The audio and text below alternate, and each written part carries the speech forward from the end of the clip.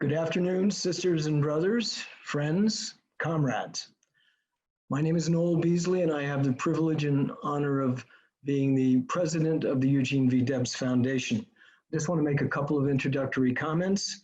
I want to note that this event is being recorded and will be available for streaming on our website, debsfoundation.org, in a week or more. And you can invite other friends and those who couldn't participate this afternoon to watch a showing of this streaming at any convenient time for them. I also want to introduce the fact that we will be watching a remarkable documentary film, The Revolutionist, and we will be seeing various sections of the film. We're going to show the opening scenes and then the second half of the film, and we're going to focus our discussions on the events surrounding Debs's final run for the presidency in 1920 in his presidential campaign. A DVD of the film can be purchased in the gift shop section of our website.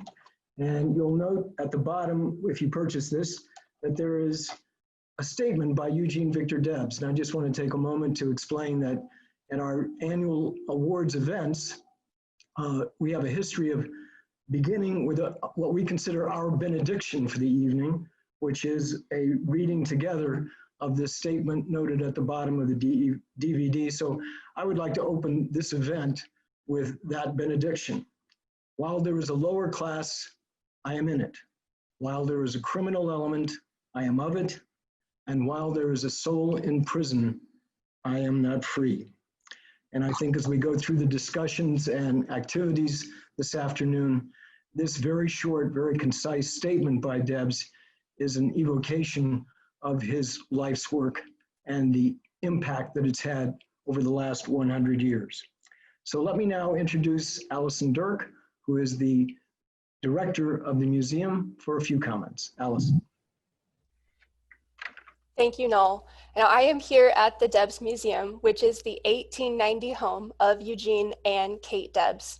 Many of our viewers today will know that the museum has been closed to visitors since the COVID-19 outbreak disrupted many of our daily lives back in March of this year.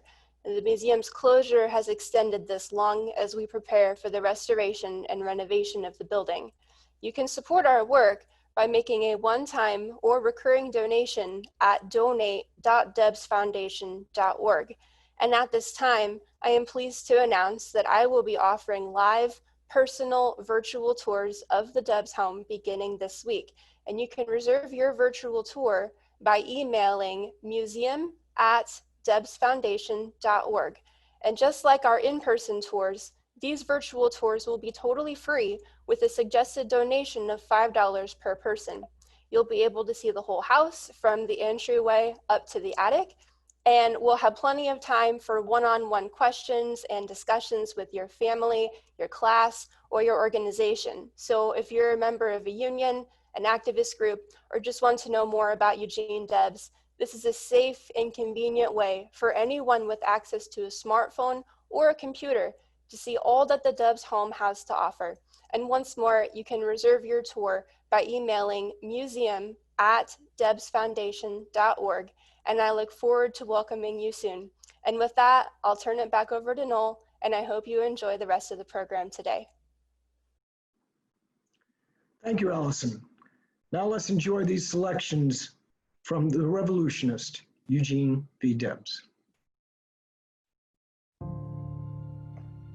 Christmas 1921. Americans have come through a world war. The Gilded Age is over and the middle class is rising. And on this day, at the Atlanta Federal Penitentiary, 66-year-old Eugene Victor Debs, a champion of American working people, is going home after serving almost 3 years of a 10-year sentence. I felt myself overwhelmed with pain and saddening emotions. The impulse seized me to turn back. I had no right to leave. From inside, the inmates call his name in a booming farewell heard a half a mile away.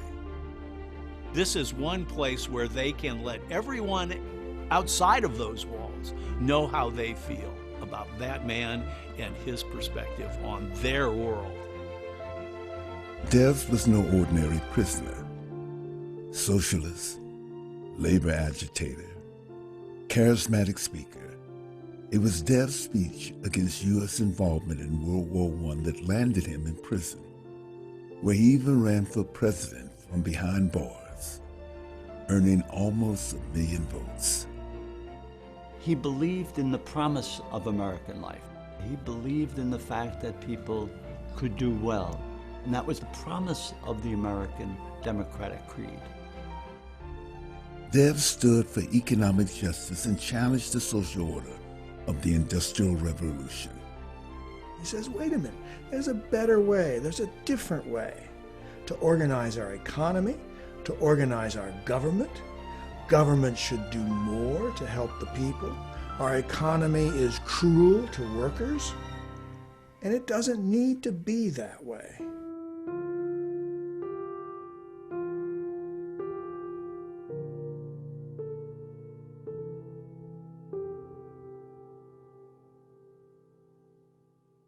The Revolutionist, Eugene V. Debs, was made possible through the generous support of the William Craig and Tanine Dobbs Charitable Foundation, Amalgamated Bank, Amalgamated Life Insurance Company, SMART, International Association of Sheet Metal, Air, Rail, and Transportation Workers, Local Union Number 20, Indianapolis, the Michael and Amy Sullivan Family Foundation, and Ulico Incorporated.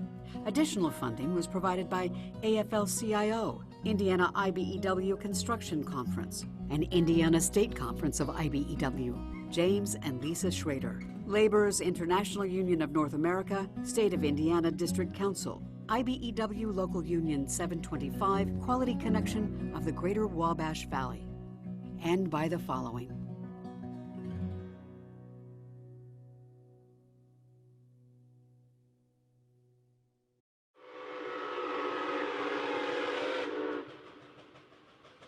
Eugene V. Debs lived at a time when the Industrial Revolution was taking hold in the United States. I think he was part of the spirit of his age. The Civil War was something real to him. We're done with killing each other. We're done with exploration and going out to the West. The world is settled. Now let's make it better. The late 19th century is a period of immense wealth for a few. Men like Rockefeller and Carnegie and others who become very, very wealthy, and they're honored and they're respected.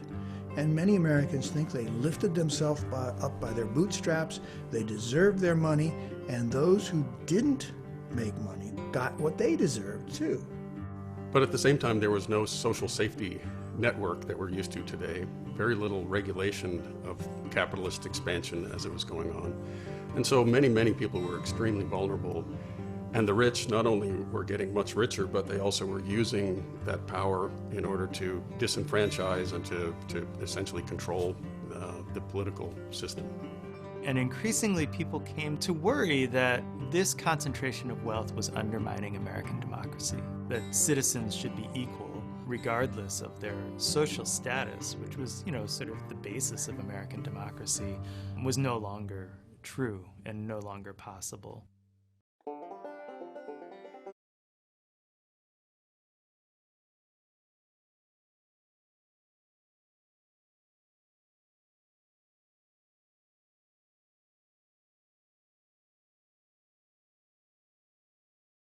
To those who crossed him. By 1912, Debs was also more radical. He called on workers to rise up and demand the surrender of the capitalist class. And rise up they did. A sold-out, overflowing crowd at Madison Square Garden gave Debs a 17-minute standing ovation as he accepted the socialist nomination for president. He grows in a variety of ways over these years, including to having a pretty healthy respect for himself. He's not a wallflower anymore. His forte is being up in front of that crowd. Debs faced three imposing candidates during the presidential election. The incumbent, Republican William Howard Taft, Woodrow Wilson, a Democrat, and the rebellious Teddy Roosevelt, who had voted from the GOP to run in the Progressive Bull Moose Party. All wanted to silence the socialists, but Roosevelt actually co-opted some of Debs' platform. Teddy Roosevelt said that Debs was a dangerous, bloody anarchist who was going to drive the country off the edge, but that the proper way to handle that was to take the good parts of the socialist platform and adopt them into what became progressive reforms. Why do they bring about child labor reform in that period? Because there's a socialist party. As lame as its results may seem to people, it didn't seem that way to Woodrow Wilson, and it didn't seem that way to Teddy Roosevelt, and it brings reform. Woodrow Wilson won the election, but the Socialist Party scored their best year yet. Debs received nearly 1 million votes. More than 1,000 socialists were elected to offices, including over 300 mayors.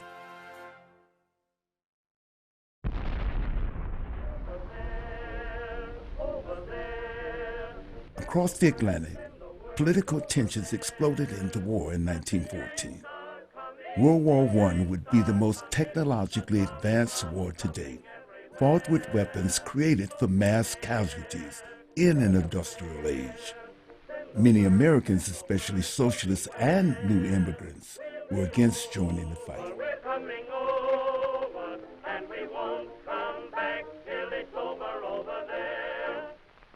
What made the socialists dangerous was that they were the best organized.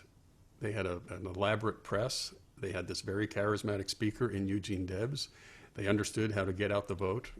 And as soon as the war broke out, 2 days after the war declaration, the socialists gathered in St. Louis and said, we are devoted to doing everything we possibly can to protesting this war and to protesting the draft. The working men of America have but to stand up like men, and in the commanding voice of their class, in the eternal glory of their cause, proclaim the fiat of civilization and humanity. Let there be peace. President Wilson had pledged neutrality, but Germans were now sinking ships in the Atlantic. There was a mounting fear that the Bolshevik Revolution in America was imminent.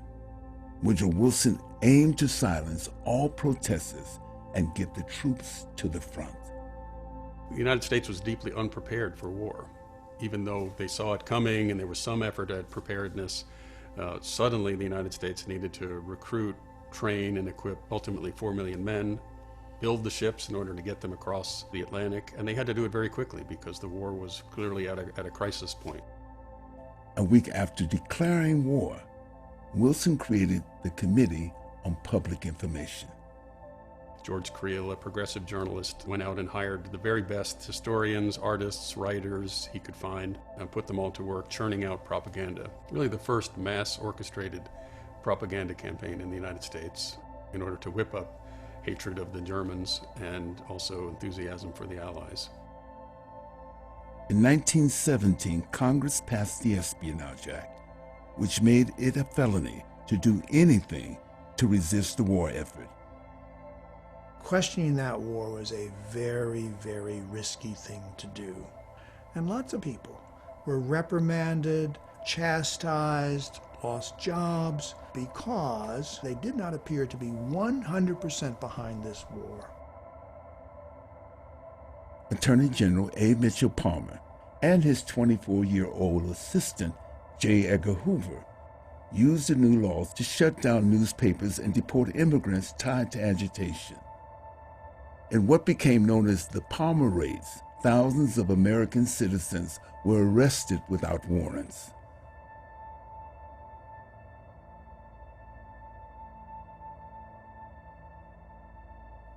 In the first few months, at least 900 people went to prison for speaking against the war.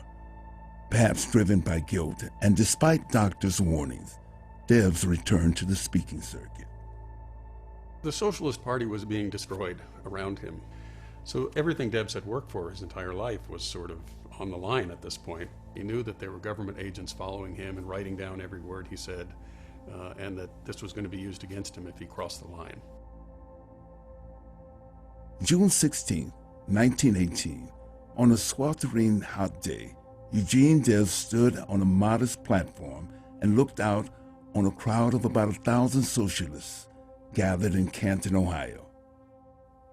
With great power, Debs began. I may not be able to say all that I think, but I am not going to say anything that I do not think. I would rather 1,000 times be a free soul in jail than to be a sycophant and a coward in the streets. He was just simply looking to get back in the fray and to be back in the public eye again and to give a speech again. And he's talking very clearly against the administration and all of that, but he's also doing it as a way of trying to uphold some sense of who we are as a people. Debs never criticized the government directly. Only once, Debs spoke about the war. They're continually talking about your patriotic duty. It is not their, but your patriotic duty that they are concerned about. There is a decided difference. Their patriotic duty never takes them to the firing line or chucks them into the trenches. Yours is not the reason why, yours but to do and die. Debs' speech lasted 2 hours. The next day, headlines across the country declared, "Debs wakes up." Within a week, he was arrested in Cleveland, charged with 10 counts of violating the Espionage Act.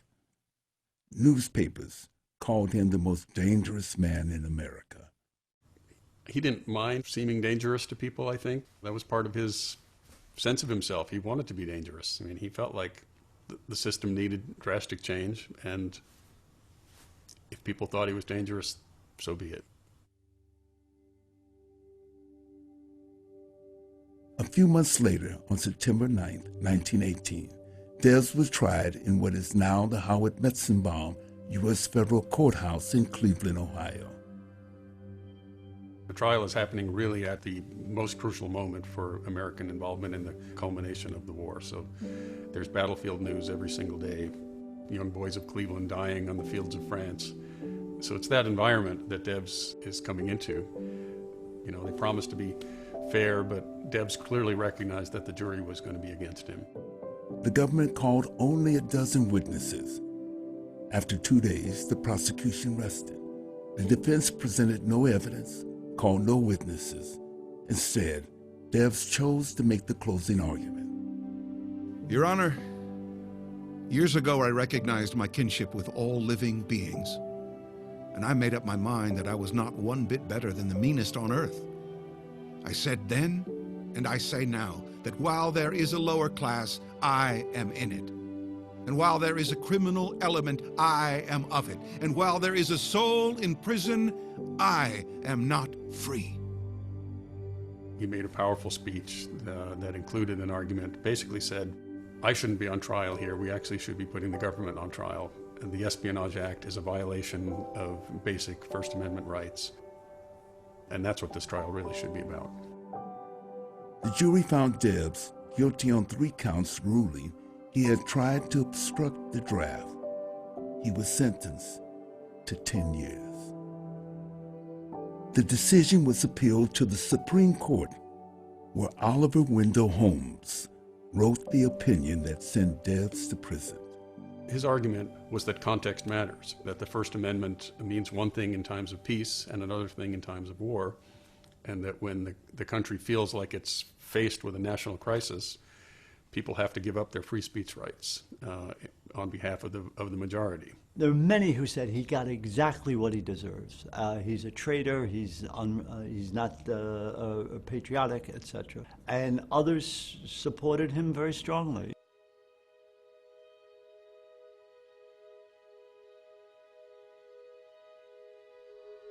The Atlanta Federal Penitentiary was home to some of the most notorious criminals in the country.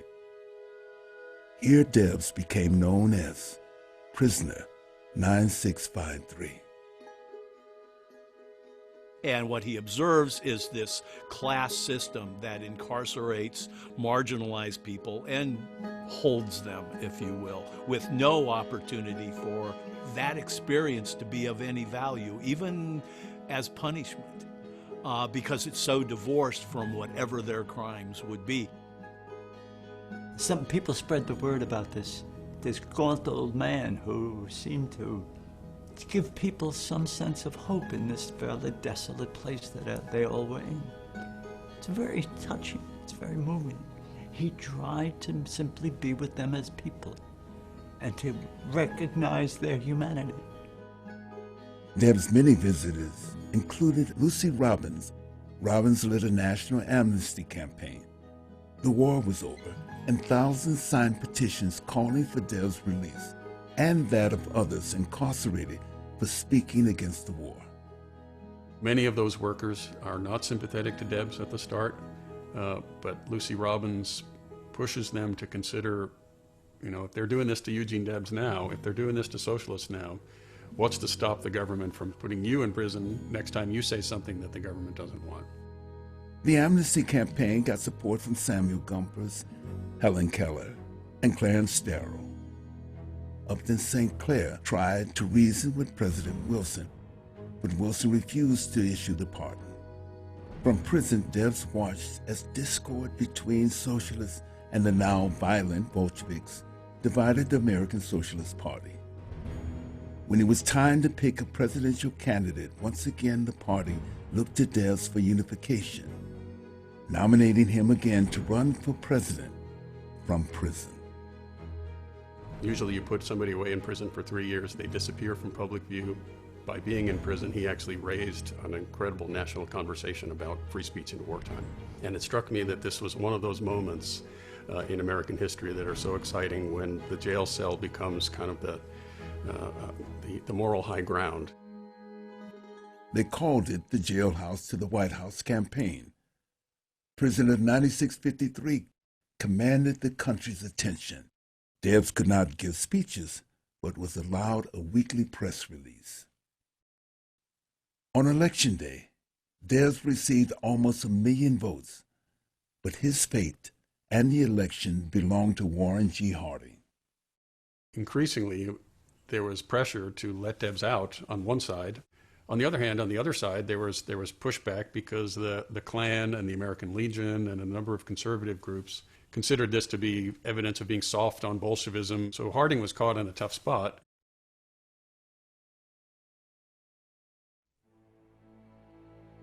A few days before Christmas in 1921, Harding commuted Debs' sentence. The movie cameras are rolling to capture this moment. Everybody knew this was something that, the whole country had been embroiled in for 2.5 years.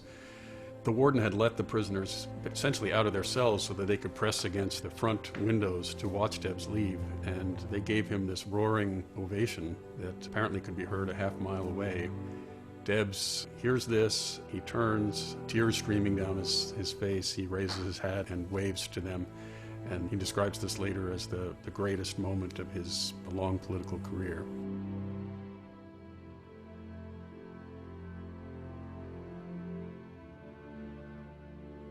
Debs met briefly with President Harding at the White House before going home. He had served less than 3 years. There were about 25,000 people who greeted him at the railroad station when he came back to Terre Haute from prison. Came home late at night, torchlight parade brought him up to the steps where he got to greet his wife after those many years. My heart is full of gratitude. I'm glad there are so many in Terre Haute who have not forgotten the principles for which I stand. Debs returned to a different world, with his life's work in turmoil. The American Socialist Party was splintered. The mainstream socialists had turned their backs on industrial unionism and class consciousness. Decaying physically, Debs is seen one last time. There have been news reports that those convicted of sedition and espionage had lost their citizenship. Debs was unsure of his status, and he did the one simple thing that would lay all doubts to rest. He registered to vote. He believed right to the end of his life that revolution, for Americans at least, could come at the ballot box. He was an American, and his whole effort here was not to transform America into some other entity, but to have it live up to its own professed reality. Debs was never seen in public again. He was taken to Lindlar Sanitarium, where family members held vigil. On October 20th, 1926, at age 70, Eugene V. Debs' heart simply stopped, and America mourned.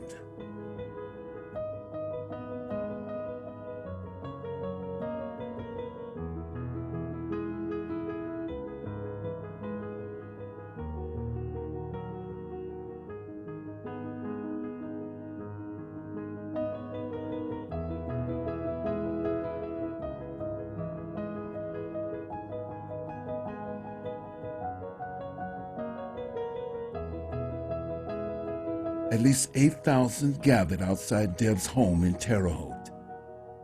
His neighbors and fellow citizens may have disagreed with his politics, but they abundantly honored his life. I want people to know that this man existed in this little town of Terre Haute. You can be born in a regular town and you can make the difference in millions of people's lives, because millions of people were touched by Gene Debs, and his message still resonates today.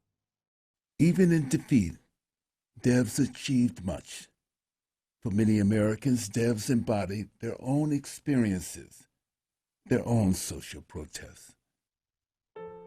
The people of Indiana and the people of America have largely ignored Gene Debs until very recently. Just in recent decades have we begun to understand the significance of this man, the importance of this man in presenting an alternative view of America. Debs thought for himself, Debs evolved, and he never stopped believing in the promise of America. His was an enduring struggle for economic justice, a vision for equal rights, a hope for peace and the future. I think he's particularly relevant for us now as we, live in a country that continues to be plagued by intense economic inequality and intense racial inequality, and really a lack of a vocabulary for understanding the relationship between them. I think Debs as the resistor who thought something out and said, this is wrong and this is why, and this is the consequences of what happens, is the lesson that might be useful for us. But in our time, that we have to think about it in our time. So Riley wrote this poem about his good friend Gene Debs. And there's Gene Debs, a man that stands and just holds out in his two hands as warm a heart as ever beat twixt here and the judgment seat.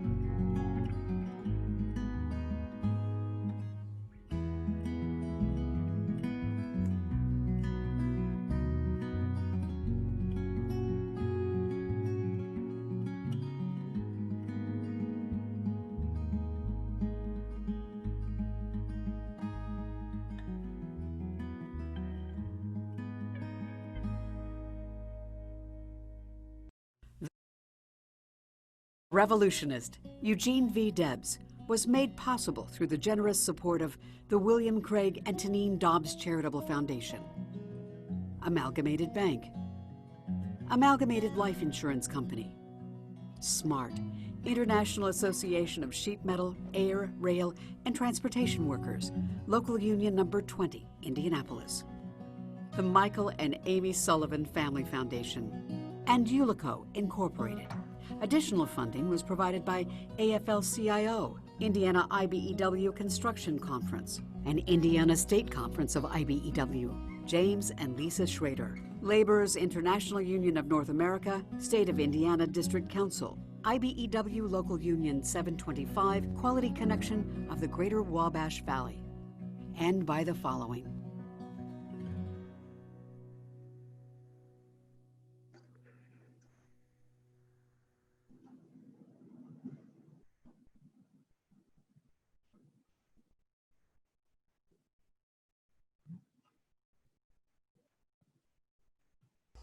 Okay, while Noel is figuring out his mic, we're going to go ahead and jump right in with our discussion, and really hope that you have enjoyed WFYI's Emmy Award-winning documentary, The Revolutionist.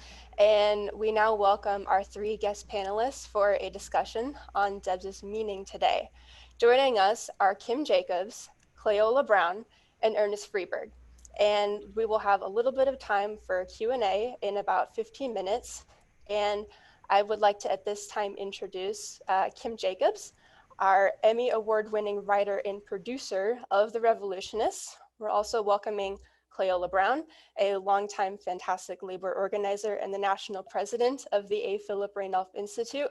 And as well as in 2012, the Debs Foundation recognized her outsized contributions to the labor movement with the Eugene V. Debs Award. And then finally, joining us is Ernest Freeberg, Distinguished Professor of Humanities and the Departmental Chair of History at the University of Tennessee, Knoxville, and the author of the award-winning book, Democracy's Prisoner, Eugene V. Debs, The Great War, and the Right to Dissent. So at this time, we can start with Kim, but I'd like you to give a little bit of some comments and remarks on the influence that Debs had on you and what you think his meaning is to us today. So we'll start with Kim. In the hot seat first. When I watched the film, I guess the one thing I would like to say is how very grateful I am to Clayola, to Ernie Freeberg, and all the people who did interview with us. Everyone had written about Debs extensively, and it was such a privilege to be able to put this into a television show to share with viewers of public broadcasting. Kyle Travers, of course, is a co-producer, and she did all the visuals, cleared all of them, and we did a lot of digging to find film of Debs, which is very rare. So few pieces of it. Just to give you a little bit of a background, Mike Sullivan, twice elected president of the Sheet Metal Workers Union, international union, is a friend of mine, and he was sitting at dinner next to me one time, and he said, "When are you going to do something about Eugene Debs?" And I said, "Well, logistically, this is what we need in terms of money." And he had it pulled together within 6 months. We were producing this and calling people on the phone and asking for interviews. The other thing I want to say, and then I want Dr. Freeberg and Ms. Brown to speak.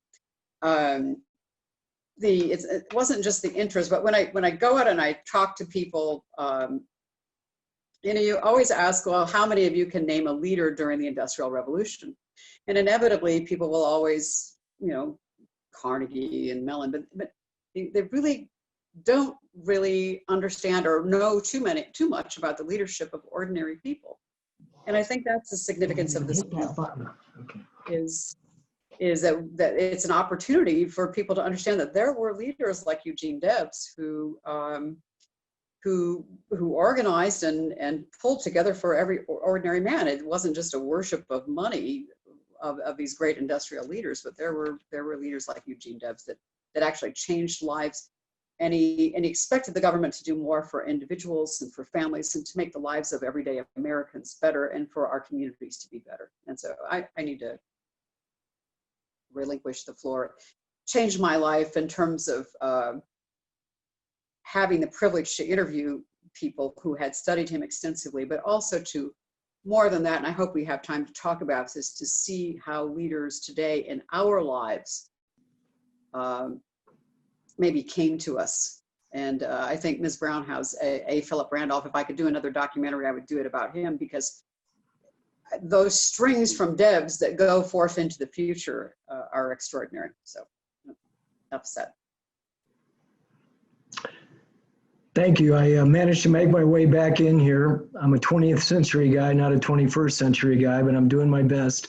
So thank you very much, Kim, for your comments. Clayola, let's go to you. Okay, thank you, Noel. I too am of that 20th century, so I may fade in or out. So I'm giving you all an alert. Just keep rolling if I disappear.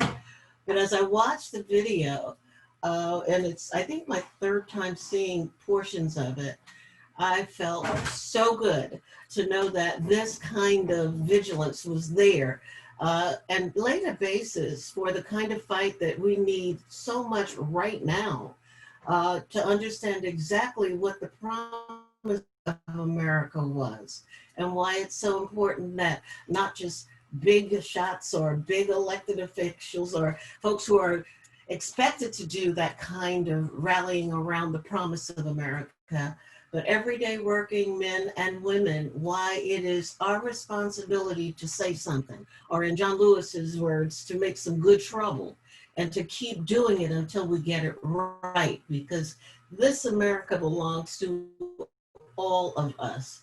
And I still don't understand why that's so hard to understand. But as I watched the video and they talked about how dangerous Debs was, and they called him the most dangerous man in America. Well, they gave the same kind of title to Randolph. They called him the most dangerous black man in America. And that was a title that he wore with such pride and dignity because he absolutely adored Debs for his strength, for his character, for his intellect. Making it plain is the term that they use nowadays, talking about just plain old human dignity in such a plain and direct way that anyone and everyone could understand why it was something that we should all fight for.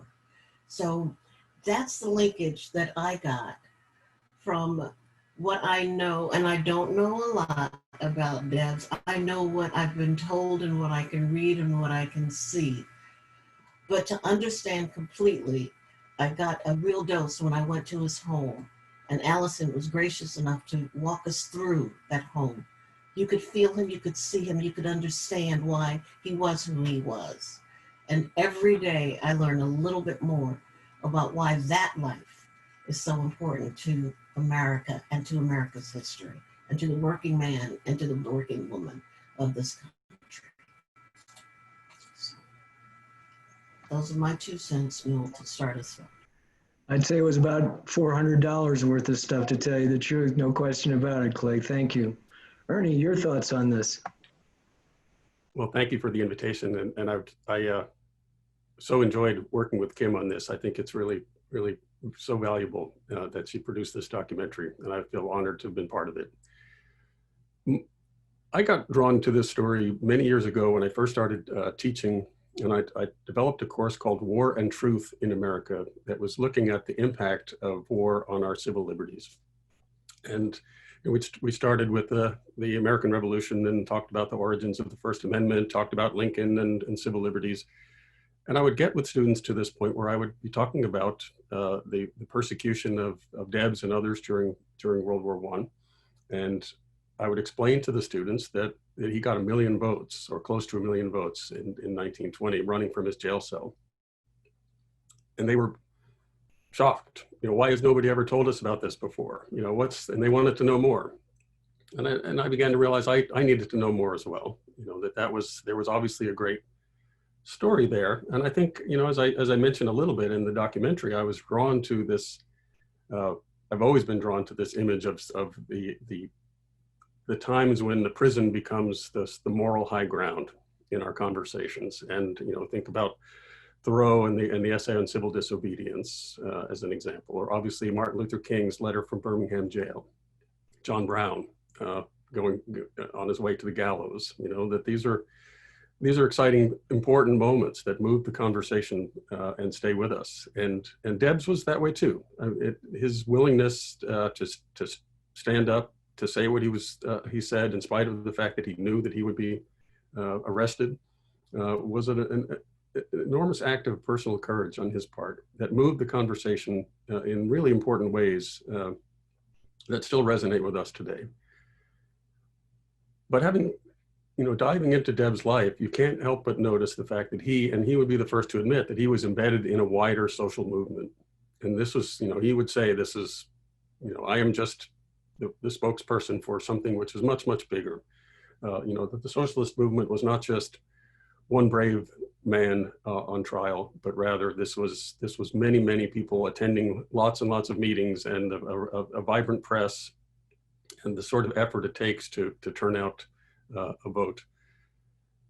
And in the same way, when Debs went to prison, getting him out of prison was even wider. The Socialist Party was obviously very involved in agitating for him, but many, many more people, I came to find, recognized the fact that the government had overstepped, that war had bred a kind of intolerance for dissent that we're quite familiar with down to today.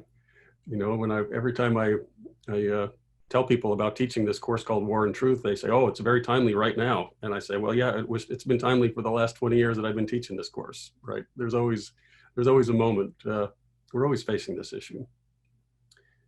But Debs' courage and the outcome of that amnesty movement to get him out of prison really forced a 3-year conversation, which I think was really the first sustained free speech conversation in the country for various reasons, and really changed the trajectory of First Amendment law and our rights down to today.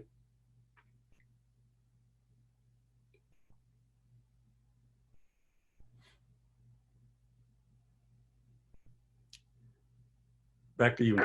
Yes, I'm still trying to find all these buttons here. I think I finally found one.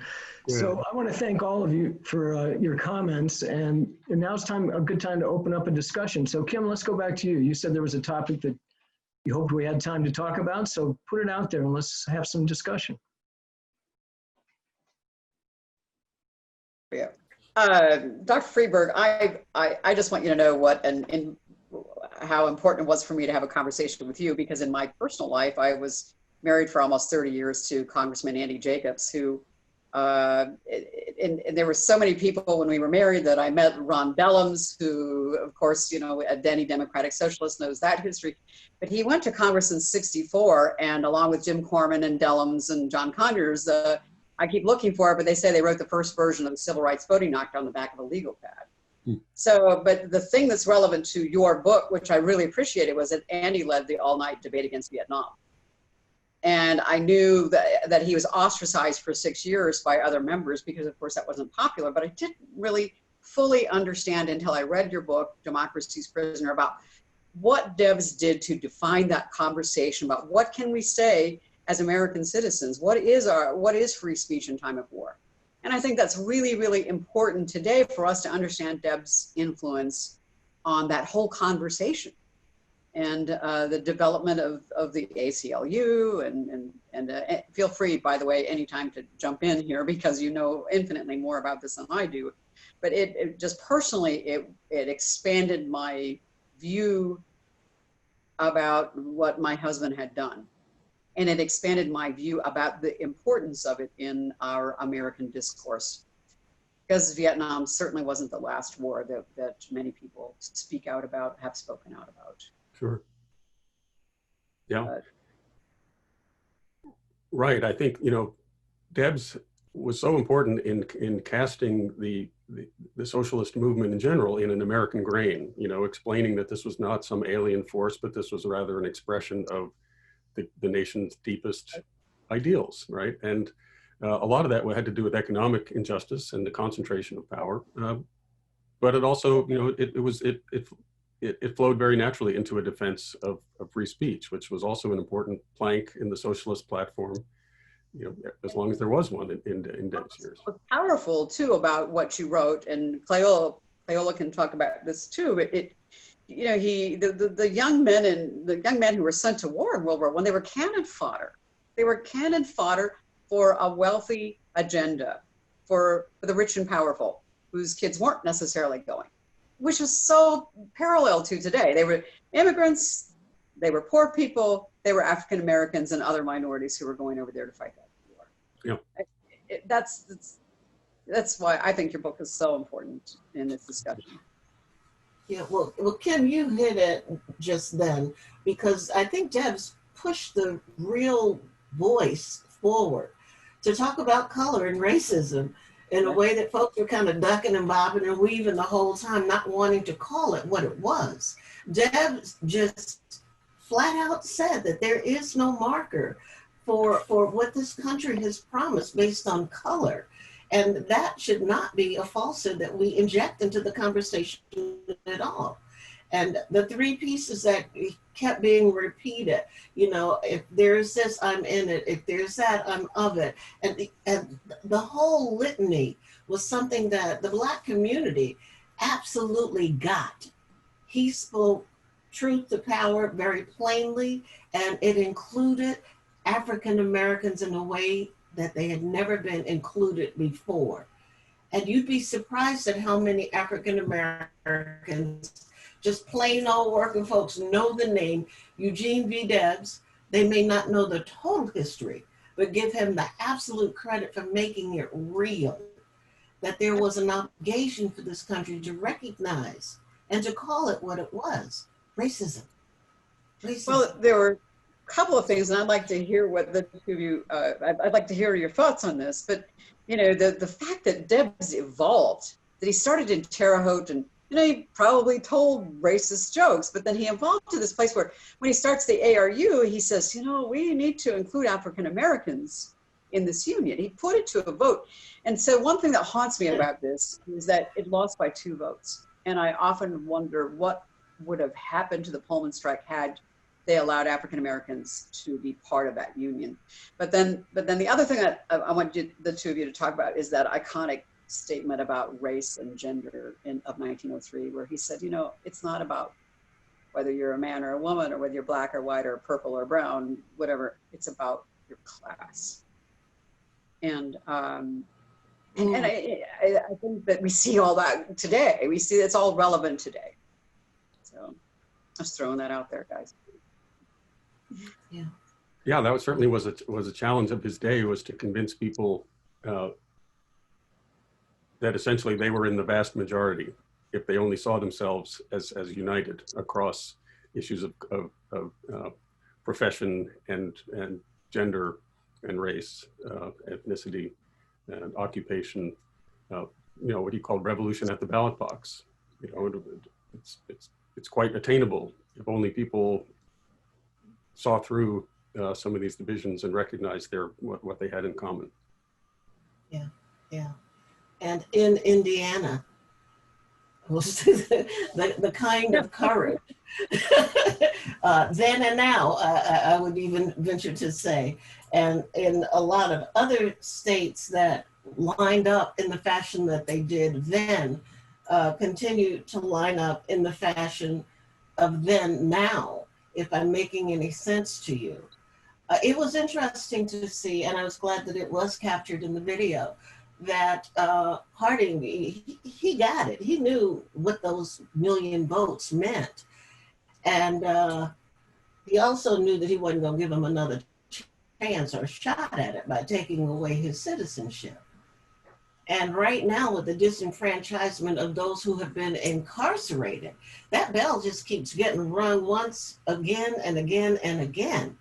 And the places that got highlighted with the outwardly spoken voices who were so adamant to discredit Debs is still screaming loud, you know, about communism, socialism. See, now you got me mad. So I'm trying to keep from cussing is what I'm trying to do.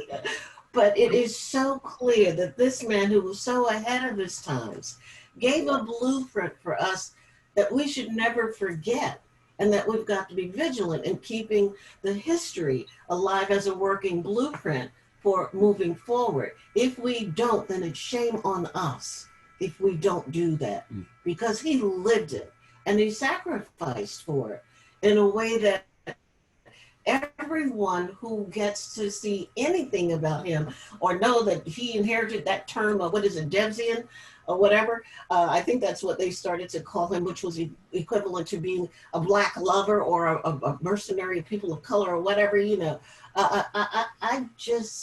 I'm amazed at how much he got in such a short span of time, where there was no Zoom, there was no text, there was no, you know, broadcast in instant or real time, but people found out, they knew, and it's on us to keep that alive. So, yeah. And I didn't cuss. I think in the 1920 context is interesting in that way, Clayola, because of how much I think Debs learned by being in prison. I mean, I think prison reform was something that was on the agenda already, but Debs really came to recognize the penitentiary that he was into as an instrument of class warfare, and included that when he came out, spent a good portion of his time working on agitating for prison reform. So his one published work, Walls and Bars, talking, integrating his own experience there, what he learned about the class system by looking at it from that perspective, was very, very important, and obviously speaks to our conversations today in a very direct way.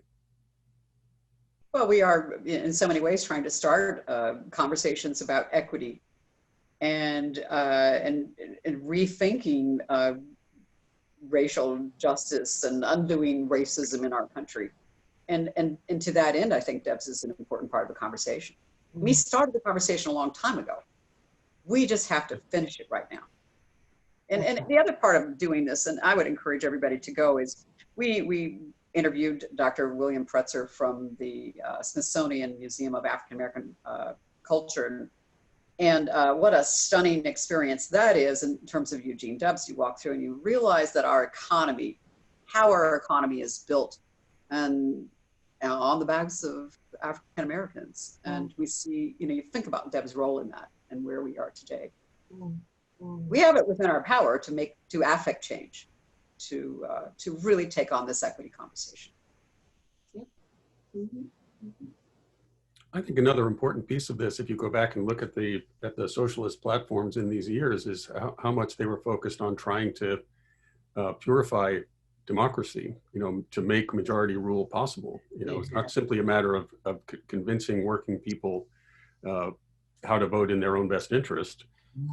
But it was also Debs and the socialists more broadly were, even before he got thrown in jail for speaking his mind on the war, they were arguing against the Electoral College and trying to take the money out of politics and looking for a referendum and recall and things that some of those things became direct election of senators. All of these things, we associate with progressive reform later on, but it reads right out of today's headlines to go back and see the way the socialists were understanding the way information control shapes the ballot and sort of structural unfairness of the system. I think Mickey Moran, who's interviewed in the documentary, was the one who brought to light for me. And I've done this before when I speak to groups, I'll say, well, how many of you had European progenitors? Most every hand goes up, yeah, they were from Germany, they were from this. And Mickey was the one who said, most of the people who immigrated here came from countries, and Dr. Freeberg, you could talk about this more than I, but, we sort of bastardized the word socialism today. We made it into something really dark and ominous, which it isn't. But she would be saying, most of the people, our forefathers came here and they came from socialist families. They came from governments that actually did more for communities and families. And so, yes, they came here for liberty, but that was their center of gravity was having come from communities where the government maybe did more to protect people against poisonous water. They, didn't have to pay for police or fire. Those services may have been free. There was more public education. These are the things that Debs was an advocate for, things that, like the film says, we sometimes take for granted and we shouldn't. It's interesting to see that label socialist trotted out now as to demonize some of our very non-socialist candidates. I don't know how you're reading it, but to me it feels like it's really lost its sting at this point. That there are many more young people, especially, who are, don't have the context of the Cold War when they're hearing that word, and I don't think they quite understand why they should be so afraid of it. As maybe when we were younger. Well, they're different. I'm not a political scientist, but there are different definitions of socialism from, and just, and I always like to ask people, well, okay, let's put politics on a spectrum. And so we've got China over here, we've got the United States over here. China is not communist, it's not purely, there are elements of capitalism in it and socialism, and likewise we are not purely capitalists or democracy. And so it's this continuum. So when we say, oh, he's a socialist, there are like maybe 8 different degrees of socialism. Right. It's so unfair to boil it down or try to nugget it down to a soundbite. It just doesn't work. Well, that's why it's so important to recover. I'm sorry, Clayola. I just think that's why it's so important to remember the Debsian strain of socialism and how deeply rooted that is in the American democratic practice. It's a history we need to recover, and not that it all speaks to our current moment, but I think it reminds us to be careful about what we're talking about when we call somebody a socialist. Yeah. Well, we're on exactly the same page. The level of dialogue is certainly different in that there is a whole large empty gap in defining the various kinds of ways that we can celebrate who we are in this country of life, liberty, and the pursuit of happiness. And now we go straight for the jugular based on who is sitting where in the seat of power. So that the acronyms that we hear, like Proud Boys and others, folks think, oh, it's nothing wrong to be with being a proud boy. Yeah, there is.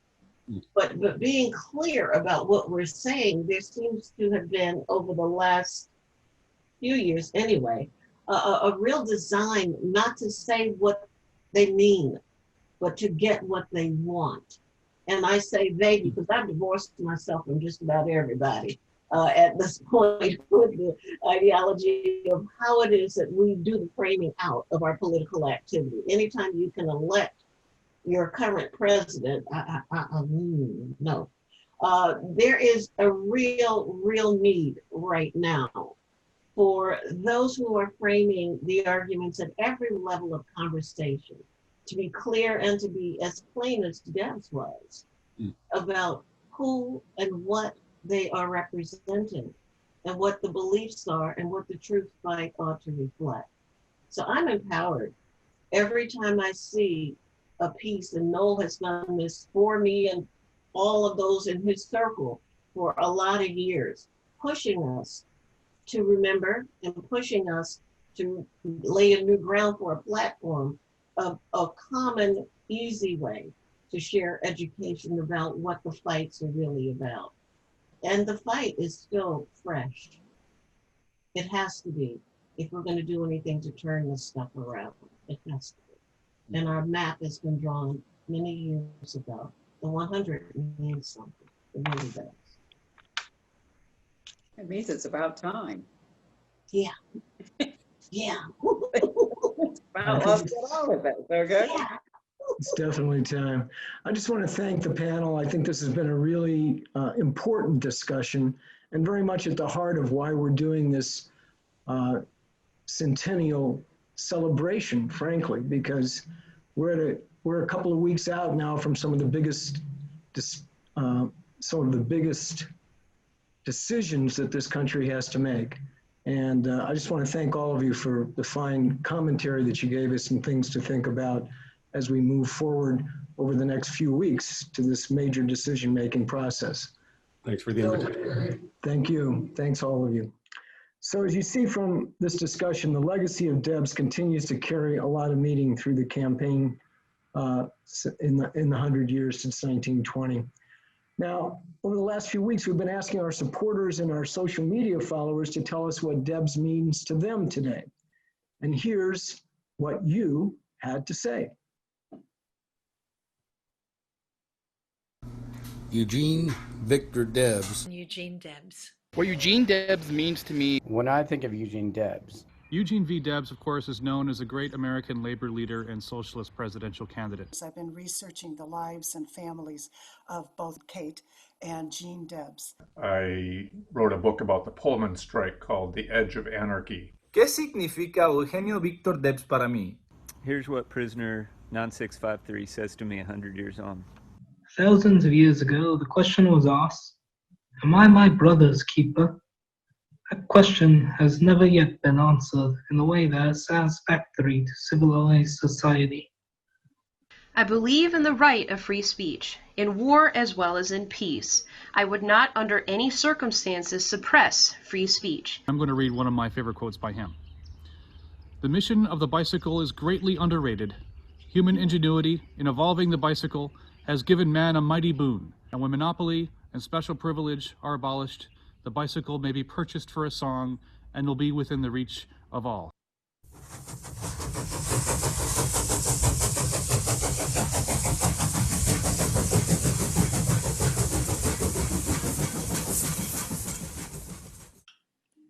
Of all the qualities that we admire most in Eugene Debs, probably number one is his ability to empathize. For me, reading his life story inspired a hope that people can see injustice and change accordingly, that they can form new opinions and rethink old ones. I think there's a lot we can still learn from Debs 100 years later about class solidarity. Truly recognizing the humanity of every person on this earth and treating them with the same respect and dignity no matter their station. Eugene Debs fought for the common person. He fought for a more just world, a more just society. He stood for decency, he stood for empathy and compassion. Leaving behind a legacy of equality and just, making sure that everyone has a chance to succeed. The characteristic that stands out of Eugene Debs is his humanity. In a couple of short words, Debs means equality to me. Equality for all. Esperanza. Esperanza de un mundo donde la justicia económica es posible, donde atención médica gratuita para todos es posible, donde se abolió la explotación laboral, donde los recursos del mundo se distribuyen uniformemente, donde la inmigración para sobrevivir es innecesaria. Debs spent a lot of time in jail opposing World War I, and I think that's something we can still learn from. A lot of people talk about sacrifice, but very few people undertake it. Eugene Debs is my hometown hero. We both hail from Terre Haute, Indiana. Was the inspiration for a 10-year career as a labor organizer on the CSX Railroad. And it's time that we get together and organize and fight for the workers' fair share of the pie. Most importantly, this year is that no matter how many times the system tries to remove your voice, the only way to really change that system is to participate in it. Es mejor votar por lo que quiere y no obtenerlo, que votar por lo que no quiere y conseguirlo. And we must make sure that we exercise our right to vote, but more importantly, we exercise our right to organize. And just as Joe Hill, Eugene Victor Debs has not died. And seeing his legacy live on today and inspire people in the U.S. and around the world to do the same thing gives me hope for our future and beyond 2020. Solidarity forever from Portland, Oregon. Solidarity from Crestview, Florida. Solidarity from Pelham, New Hampshire. Solidarity from Arkansas. Solidarity from Pittsburgh. Solidarity forever from Terre Haute. In solidarity from Atlanta. Yes, I am my brother's keeper. I am under a moral obligation to him, inspired not by any maudlin sentimentality, but by the higher duty I owe to myself. Nice.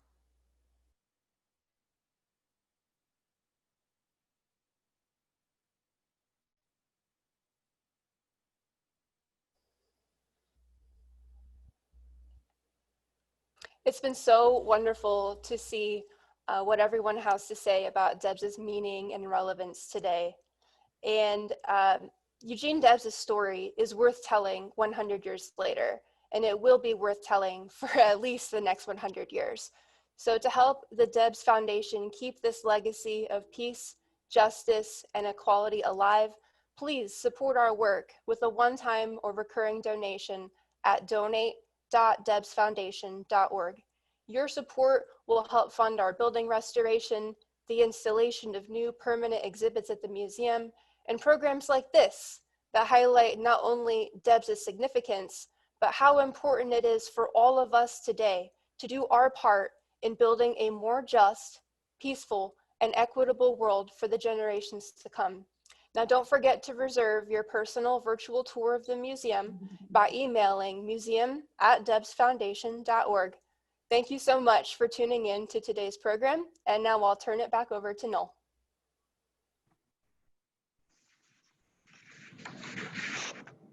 Thank you, Allison. It's now my pleasure to introduce our musical guest, Magpie. Since 1973, Terry Leonino and Greg Artsner have brought their unique sound and remarkable versatility to audiences everywhere, featuring traditional and vintage Americana to contemporary and stirring original compositions. With two strong voices in harmony and superb instrumental arrangements, their sound is powerful and moving. Award-winning recording artists, singers, songwriters, musical historians, playwrights, actors, and social activists, Terry and Greg are proud to be, as Pete Seeger said of them, more links in the chain, dedicating their lives and music to leaving this world a better place. Greg and Terry, take it away. Thank you, Noel, and thank you, Allison, and all of our panelists. This has just been and the filmmakers, this has been a very, very moving experience for us, being that, you know, Eugene V. Debs is very much alive in our life. We're both union people. We belong to Local 1000 as well as the IWW, and we're both from the Rust Belt of Ohio. And freedom of speech was extremely important to me. I'm a survivor of Kent State, and of course Jackson State happened not long after that. And freedom of speech against the war was a very large part of my growing up. I am from Canton, Ohio, the very place where Gene Debs delivered his famous speech. I spent a fair amount of my childhood in Nemesilla Park. And so we, of course, have developed a friendship with the foundation, with all you folks out in Terre Haute. And in 2018, we wrote this song as a commemoration of the speech, the centennial of his speech.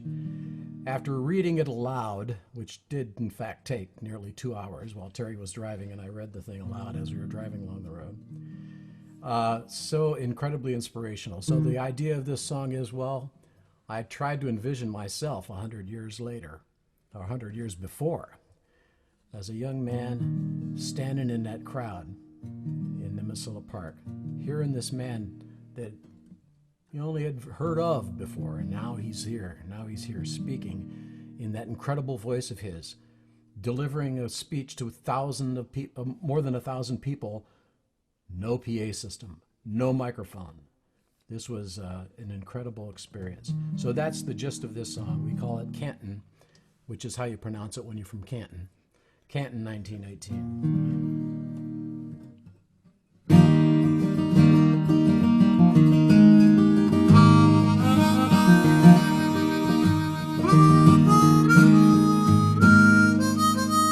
Back in 1918, on a sunny day in June, 1,000 of us gathered that hopeful afternoon in Nemesilla Park between the railroad and the creek to see Eugene Victor Debs and to hear him speak. He came down to Canton to talk and take a stand for peace and justice for the working class throughout the land.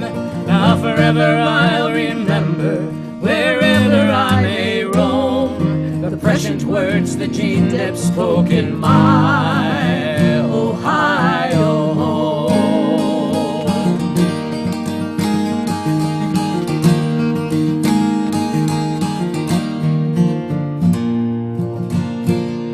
Now Debs had run for president, it was him I voted for. Now I heard he was coming here with a cry against the war, when so many in our country were still itching for that fight. He was a solitary beacon in a stormy night. He'd come to see our comrades in the workhouse locked away. They would not feed the war machine, their consciences betrayed. From the Junkers to the robber barons, money's what it's for. Poor workers were daily dying in a rich man's war. He said there are better days ahead if to ourselves we're true, and we'll all rise in common cause, rebuild this world anew. If we just work together, stand for what is right, make this great cause triumphant, all the working class unite.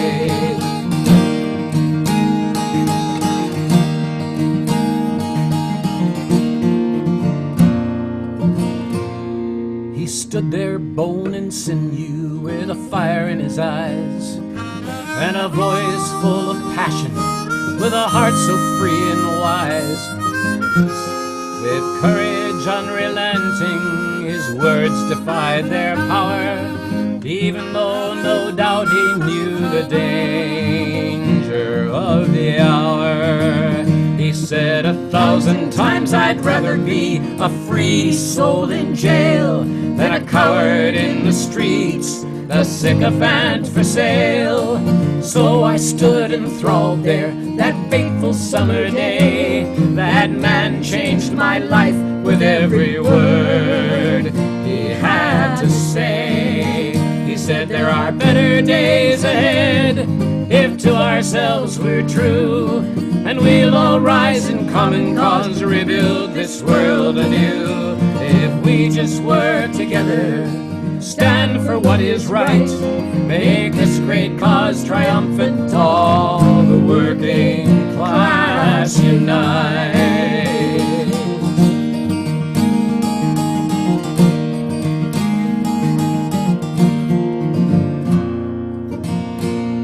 They hauled him off to jail, sedition so they said.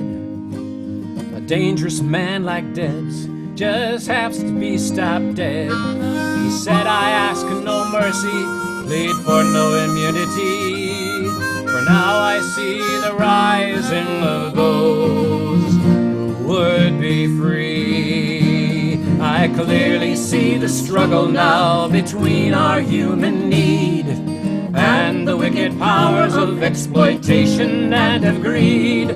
But the cross of stars is bending as we pass through the night, and the people awaken joyful in the hope of morning light. He said there are better days ahead if to ourselves we're true, and we'll all rise in common cause, rebuild this world anew. If we just work together, stand for what is right, make this great cause triumphant, all the working class unite. He said there are better days ahead if to ourselves we're true, and we'll all rise in common cause, rebuild this world anew. If we just work together, stand for what is right, make this great cause triumphant, all the working class unite.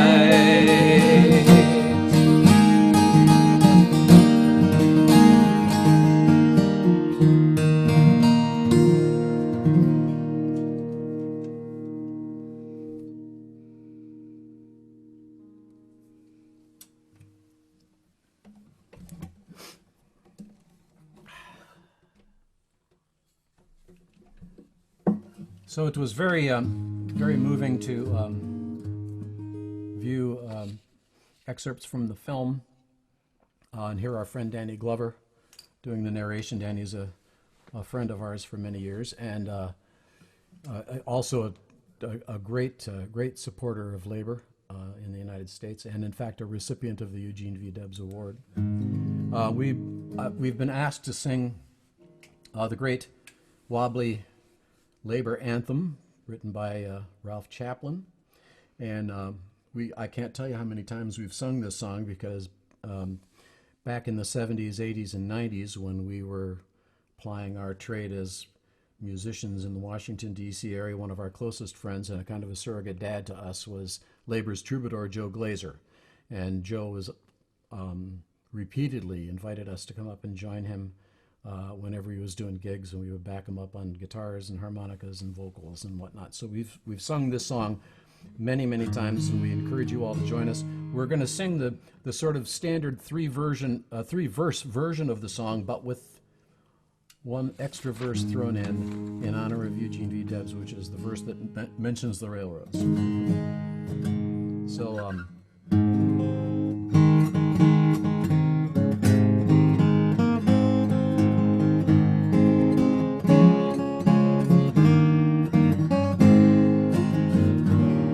when the Union's inspiration through the workers' blood shall run, there can be no power greater anywhere beneath the sun. Yet what force on earth is weaker than the feeble strength of one? But the Union makes us strong. Solidarity forever. Solidarity forever. Solidarity forever. For the Union makes us strong. It is we who plowed the prairies, built the cities where they trade, dug the mines and built the workshops, endless miles of railroad laid. Now we stand outcast and starving amid the wonders we have made, but the Union makes us strong. Solidarity forever. Solidarity forever. Solidarity forever. For the Union makes us strong. They have taken untold millions that they never toiled to earn, but without our brain and muscle, not a single wheel can turn. We can break their haughty power, gain our freedom when we learn that the Union makes us strong. Solidarity forever. Solidarity forever. Solidarity forever. For the Union makes us strong. In our hands is placed the power greater than their hoarded gold, greater than the might of armies magnified 1,000-fold. We can bring to birth a new world from the ashes of the old, for the Union makes us strong. Solidarity forever. Solidarity forever. Solidarity forever. For the Union makes us strong.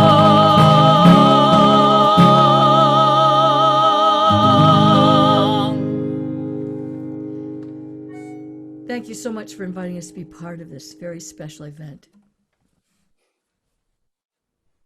Well, thank you, Magpie, Terry, and Greg for a wonderful summing up in music everything we've been talking about today. It's really, really terrific. So we started with the Debs Creed and talking about it, and I would like to come back to it in closing for what we're doing here. So we can eliminate the impoverished lower class by sharing the world's wealth. We can eliminate the criminal element by rewriting the laws that put poor people in jail and leave the rich largely untouched. And we can restructure prisons into centers of rehabilitation, not centers of punishment, torture, fear, and everything that goes with that. So while there's a lower class in prison, none of us, comrades, are free. And that's our goal, that's our objective. And over the course of the next few weeks, we'll have this up running. And please, I think many people will benefit from seeing what we put together here today. And I just want to thank everybody for everything that they've done. And you can share in comments, how will you carry the Debs legacy forward? Thank you, comrades. Onward and upward, solidarity forever. Park between the railroad and the creek to see Eugene Victor Debs and to hear him speak. He came down to Canton to talk and take a stand for peace and justice for the working